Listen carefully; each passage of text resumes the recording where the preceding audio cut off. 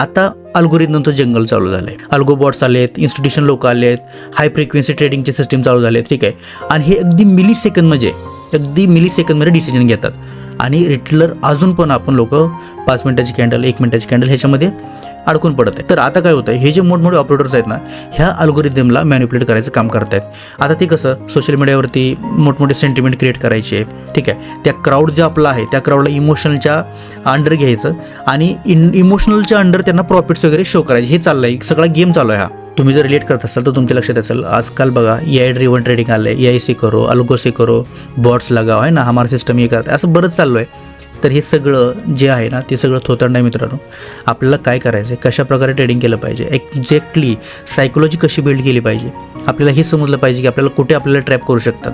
ठीक आहे. आता तुम्ही जर चार्टबेसच्या आपल्या चॅनलवरती बघत असाल, आपण काही मोजकेच की पॉईंट बघतोय आणि ते की पॉईंटपासून आपण याला लर्निंगला सुरुवात करतोय. तर हा एकंदरीत आतापर्यंतचा पूर्ण इतिहास आहे आणि इथून पुढे आपल्याला त्याला चेंज केलं पाहिजे आणि कशा प्रकारे ते चेंज करायचं ते आपण इथून पुढच्या आता जर्नीमध्ये बघणार आहे.